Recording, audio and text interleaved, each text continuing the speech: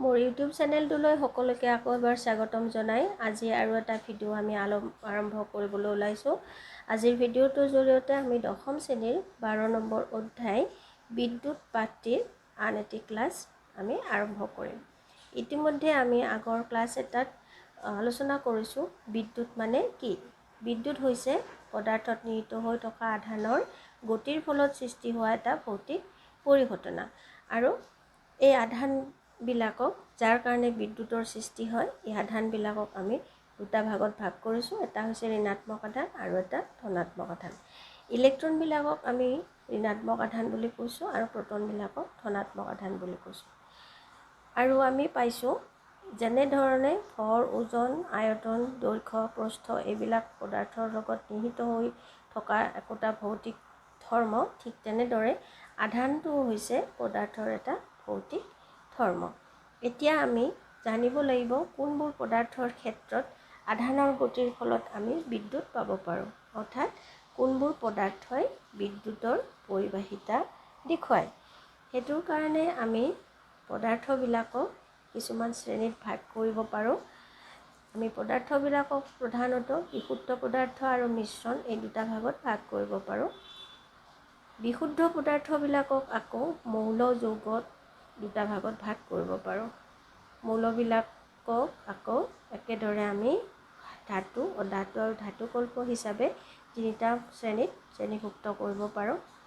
ধাতুবিলাকৰ ক্ষেত্ৰত আমি লৌ, কপাৰ, তাম ইত্যাদি এনেকুৱা ধৰণৰ পাওঁ। ঠিক তেনেদৰে অধাতুত কাৰ্বন, হাইড্ৰজেন, নাইট্ৰজেন এইবিলাক আমি অধাতু হিচাপে ক'ব পাৰোঁ। আৰু ধাতুকল্প হিচাপে পাওঁ বৰণ, ছিলিকন, জাৰ্মেনিয়াম ইত্যাদি। ধাতুকল্পবিলাকৰ বৈশিষ্ট্য হ'ল ইহঁতে ধাতু আৰু অধাতু দুইটাৰে ধৰ্ম দেখুৱায়।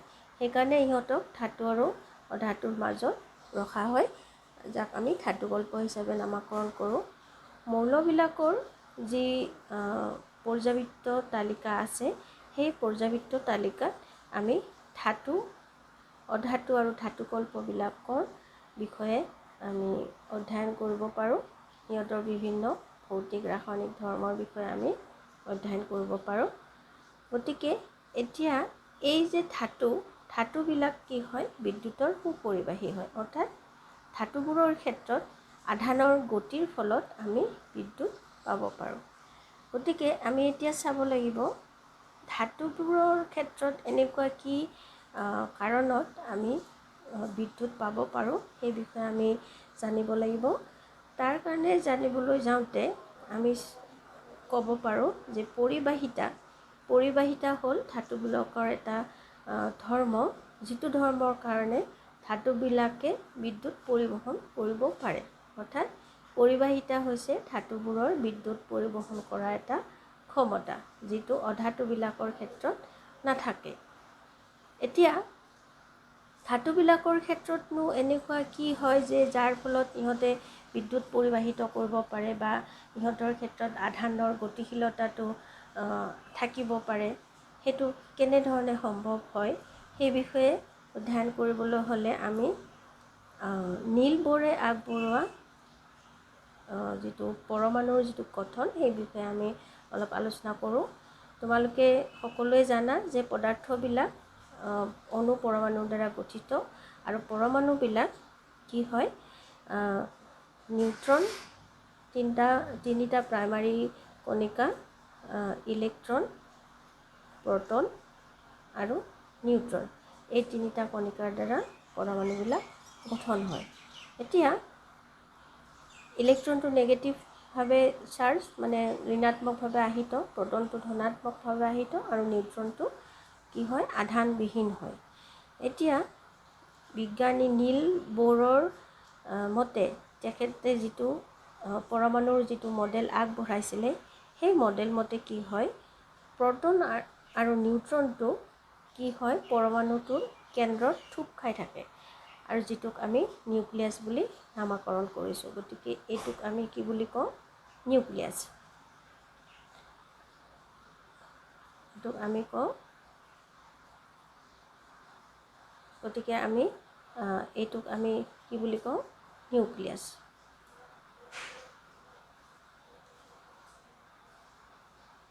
য'ত প্ৰটন আৰু নিউট্ৰনবিলাক থুপ খাই থাকে। পৰমাণুটোৰ যিটো কেন্দ্ৰ সেইটোক আমি নিউক্লিয়াছ বুলি কওঁ। আৰু নিউক্লিয়াছটো যিহেতু প্ৰটন আৰু নিউট্ৰন থাকে, প্ৰটনটো ধনাত্মকভাৱে আহিত, নিউট্ৰনটো আধানবিহীন, সেইকাৰণে নিউক্লিয়াছটো আমি ধনাত্মকভাৱে আহিত বুলি কওঁ।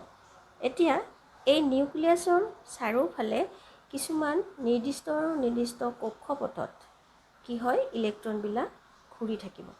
এইটো নীল বৰৰ এটমিক মডেল মতে কি হয়, ইলেক্ট্ৰনবিলাক নিউক্লিয়াছৰ চাৰিওফালে থকা কিছুমান নিৰ্দিষ্ট কক্ষপথত ঘূৰি থাকিব আৰু সেই প্ৰত্যেকটো কক্ষপথৰ লগতে একোটা নিৰ্দিষ্ট পৰিমাণৰ শক্তি জড়িত হৈ থাকিব। এতিয়া এই ইলেক্ট্ৰনবিলাক এনেকৈ নিউক্লিয়াছৰ চাৰিওফালে কি কৰি থাকিব, ঘূৰি থাকিব। এতিয়া এনেকুৱা ধৰণে প্ৰায় প্ৰত্যেকটো পৰমাণুৰ ক্ষেত্ৰতে কি হয়, নিউট্ৰন, প্ৰটনৰ আৰু ইলেক্ট্ৰনৰ সংখ্যাৰ ওপৰত ভিত্তি কৰি আমি এনেকুৱা ধৰণৰ এটা সজ্জা, পৰমাণুটোৰ গাঁথনিক সজ্জা এটা আমি দেখুৱাব পাৰোঁ। আৰু প্ৰত্যেকতে এনেকৈ ইলেক্ট্ৰনবিলাকে প্ৰটন, নিউট্ৰনৰ চাৰিওফালে ঘূৰি থাকিব। এতিয়া কি হয়, এই যিটো প্ৰটন আৰু যিটো ইলেক্ট্ৰন, প্ৰটন আৰু ইলেক্ট্ৰনৰ মাজত এটা কি হয়, আকৰ্ষণ শক্তি থাকিব, আকৰ্ষণ বল থাকিব, কাৰণ প্ৰটনটো ধনাত্মকভাৱে আহিত আৰু ইলেক্ট্ৰনটো নিগেটিভভাৱে আহিত। সেইকাৰণে ইহঁতৰ মাজত এটা আকৰ্ষণ বল থাকে আৰু এই আকৰ্ষণ বলটোৰ দ্বাৰা ইহঁত কি হয়, বান্ধ খাই থাকিব, পৰমাণুটো সুস্থিৰ অৱস্থাত থাকিব। এতিয়া নিউক্লিয়াছৰ পৰা ইলেক্ট্ৰনবিলাক যিমানে দূৰলৈ গুচি যাব, ইলেক্ট্ৰনবিলাক নিউক্লিয়াছৰ পৰা যিমানে দূৰলৈ যাব, সিমানে ইলেক্ট্ৰন আৰু প্ৰটনৰ মাজত বা নিউক্লিয়াছৰ মাজৰ যিটো আকৰ্ষণ শক্তি সেইটো কমি গৈ থাকে। সেইকাৰণে যিটো বহিঃশূলত থকা ইলেক্ট্ৰন, বহিঃশূলত থকা যিটো ইলেক্ট্ৰন, সেই ইলেক্ট্ৰনটোৰ লগত নিউক্লিয়াছৰ আকৰ্ষণ শক্তিটো কম হয়, যাৰ কাৰণে কি হয়, সেই ইলেক্ট্ৰনটো পৰমাণুটোৰ ভিতৰত, পদাৰ্থৰ ভিতৰত কি হয়, মুক্তভাৱে বিচৰণ কৰিব পাৰে। গতিকে এনেকুৱা ধৰণৰ পৰমাণুৰে গঠিত এটা যদি আমি পদাৰ্থ আমি দেখুৱাব পাৰোঁ, য'ত এনেকুৱা ধৰণৰ মুক্ত ইলেক্ট্ৰন থাকিব। আৰু এই মুক্ত ইলেক্ট্ৰনবিলাকক যদি আমি এটা চালিকা শক্তি প্ৰদান কৰোঁ, য'ত চালিকা শক্তিটো আমি বিদ্যুতৰ ক্ষেত্ৰত চালিকা শক্তিটো আমি বেটাৰী বুলি কওঁ। গতিকে ইয়াক যদি আমি এটা চালিকা শক্তি প্ৰদান কৰোঁ, তেতিয়া কি হয়, এই ইলেক্ট্ৰনবিলাকে গতি লাভ কৰে, এনেকুৱা ধৰণে গতিশীলতা পাব। আৰু এই ইলেক্ট্ৰনৰ গতিৰ ফলতে বা আধানৰ গতিৰ ফলতে কি হয়, সেই ধাতুটোৰ মাজেৰে আমি বিদ্যুৎ পৰিবাহিত কৰিব পাৰোঁ, আমি বিদ্যুৎটো তাত পাব পাৰোঁ। গতিকে বিদ্যুতৰ ধাতুৰ ক্ষেত্ৰত বিদ্যুৎ সৃষ্টিৰ কাৰণটোৱে হৈছে মুক্ত, তুলনামূলকভাৱে মুক্ত ইলেক্ট্ৰনৰ গতিশীলতা। সেইটোৰ কাৰণে তাত বিদ্যুতৰ সৃষ্টি হয়। এতিয়া আমি চাম বিদ্যুৎ কেনেকৈ ধাতুবোৰৰ ক্ষেত্ৰত সৃষ্টি হয়, তাৰ বিষয়ে আমি এটা থুলমূল ধাৰণা পালোঁ। এতিয়া আমি চাম বিদ্যুৎ ক্ষেত্ৰ। বিদ্যুৎ ক্ষেত্ৰ হৈছে এটা বৈদ্যুতিক আধানে তাৰ চাৰিওফালে যি পৰিসীমাৰ ভিতৰত অন্য বৈদ্যুতিক আধানৰ ওপৰত বল প্ৰয়োগ কৰিব পাৰে, সেই পৰিসীমাটোকে বিদ্যুৎ ক্ষেত্ৰ বুলি কোৱা হয়। গতিকে আমি এতিয়া পালোঁ যে এটা আধান, ধৰি ল'লোঁ আমি এটা ঋণাত্মক আধান এটা লৈছোঁ। এই আধানটোৱে কি কৰিব, যদি আমি ইয়াত আৰু এটা অন্য আধান ৰাখোঁ, তেতিয়াহ'লে যিহেতু ইহঁত একেজাতীয় আধান, সিহঁতৰ মাজত কি হ'ব, এটা বিকৰ্ষণ বলৰ সৃষ্টি হ'ব।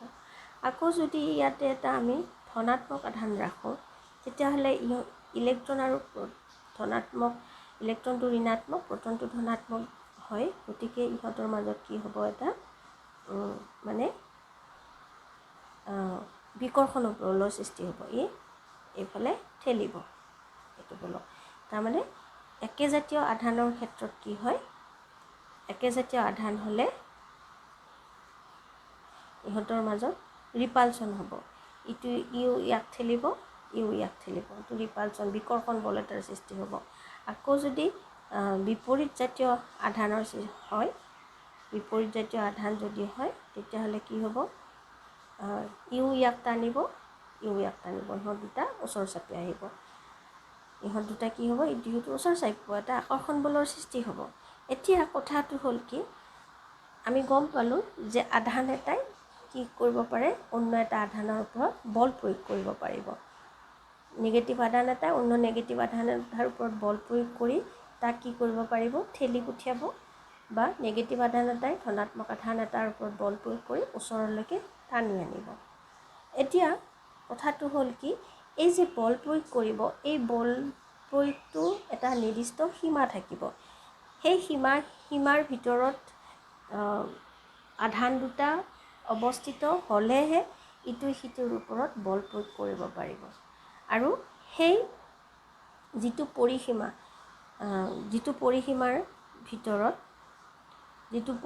ভিতৰত আধান এটা থাকিলে ই অন্য এটা আধানৰ ওপৰত বল প্ৰয়োগ কৰিব পাৰিব, সেই পৰিসীমাটো বিদ্যুৎ ক্ষেত্ৰ বুলি কোৱা হয়।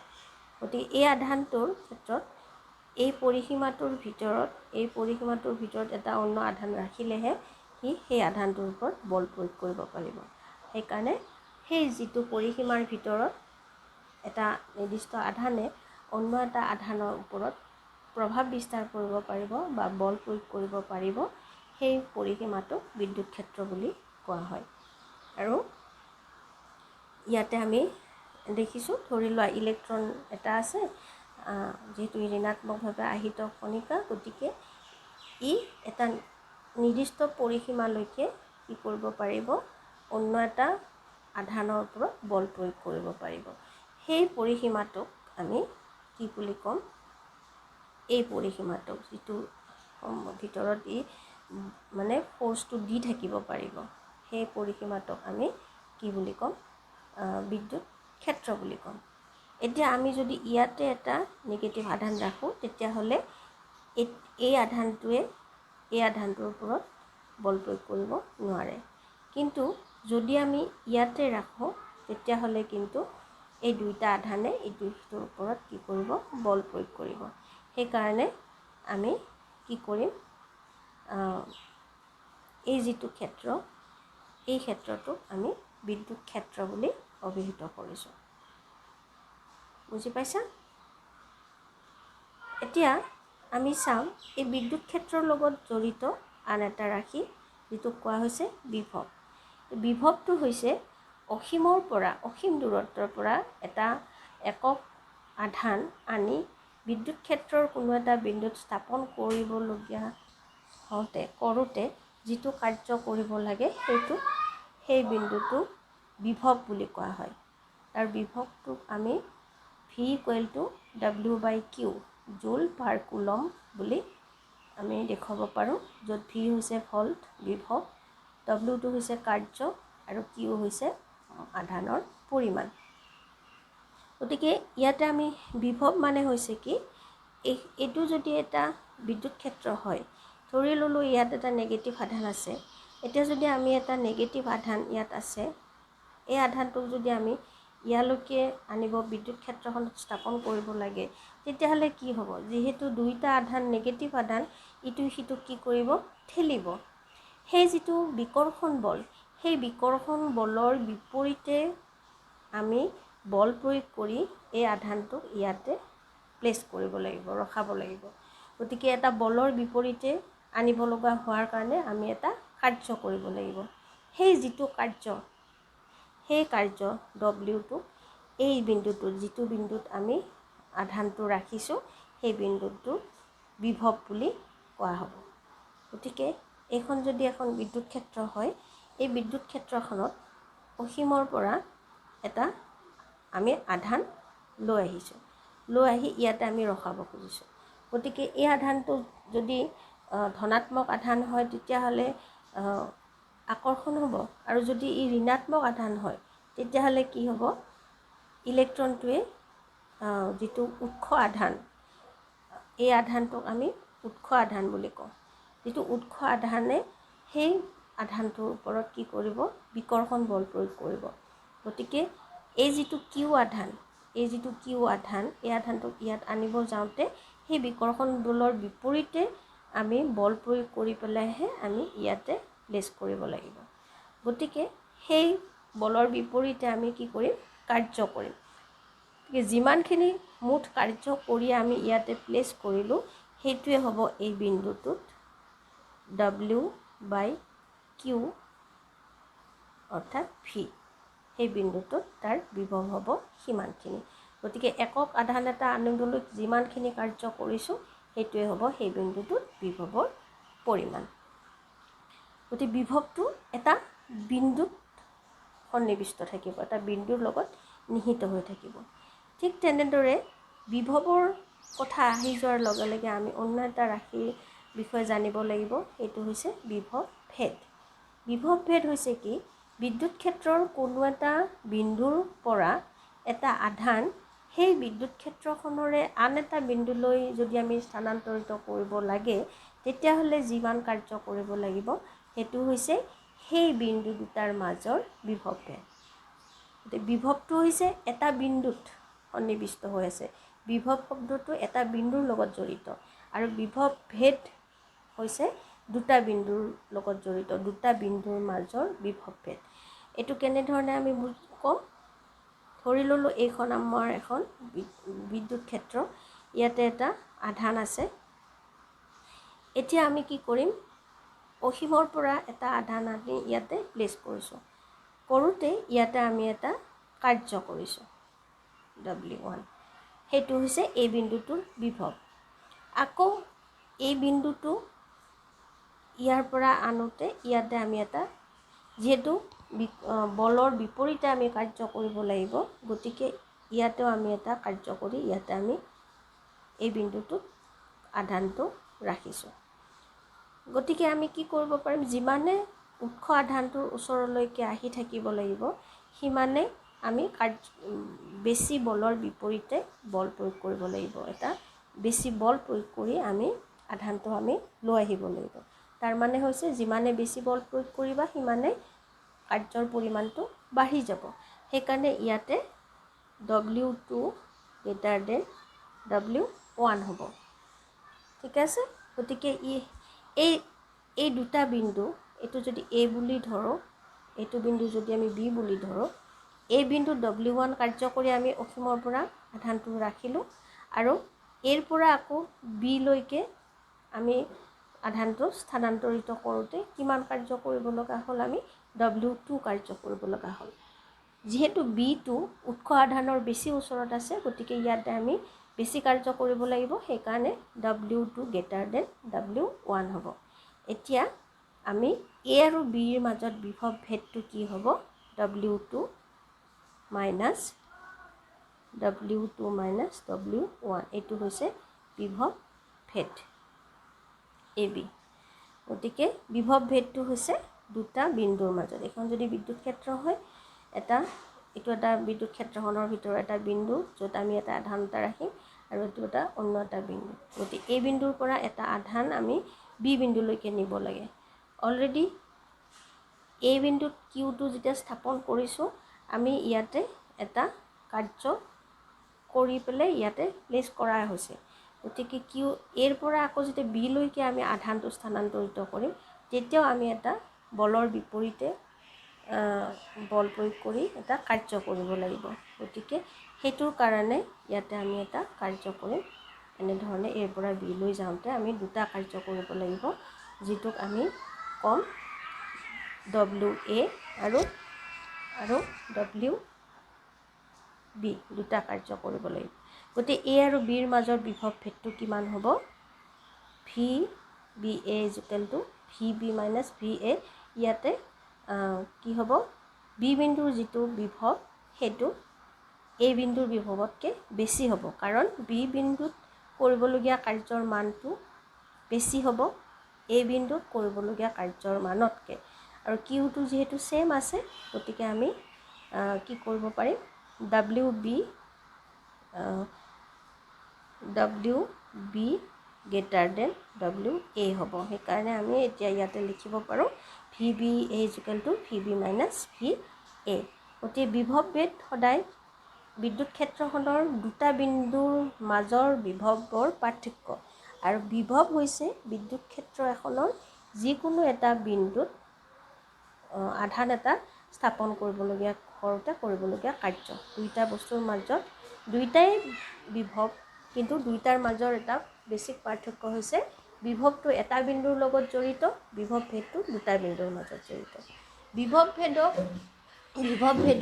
বিভৱ আমি কি কৰিব পাৰোঁ, এককটো হৈছে SI একক হৈছে ভল্ট, ভিৰে আমি বুজাওঁ। আৰু 1 ভল্ট হ'বলৈ হ'লে কি কৰিব লাগিব, 1 কুলম আধান যদি আমি 1 জুল কাৰ্য কৰিব লগা হয়, যদি আমি আধানটো স্থানান্তৰিত 1 কুলম আধানটো স্থানান্তৰিত কৰোঁতে যদি 1 জুল পৰিমাণৰ কাৰ্য কৰিব লগা হয়, তেতিয়াহ'লে সেইটোক আমি 1 ভল্ট বিভৱ ভেদ বুলি ক'ব পাৰোঁ। গতিকে এইখিনিলৈকে আমি বিদ্যুতৰ বিভৱ ভেদসমূহ সম্পৰ্কে আমি আজি কিছু নতুন তথ্য পালোঁ। আশা কৰিছোঁ তোমালোকে বুজি পাইছা। আৰু ইয়াৰ পিছত আমি বিদ্যুতৰ ক্ষেত্ৰত জড়িত অন্য কিছুমান তথ্যৰ বিষয়ে আলোচনা কৰিম। তোমালোকে ভিডিঅ'বিলাক চাই থাকিবা। আজিলৈকে আমি ইমানতে এৰিছোঁ। আৰু যদি মোৰ এই ভিডিঅ'টোৱে তোমালোকক মানে কিবা উপকৃত কৰিব পাৰিছে বুলি ভাবিছা, তেতিয়াহ'লে নিশ্চয় তোমালোকে ছাবস্ক্ৰাইব কৰি ল'বা আৰু কমেণ্ট কৰি পেলাই মোক জনাবা। Thank U.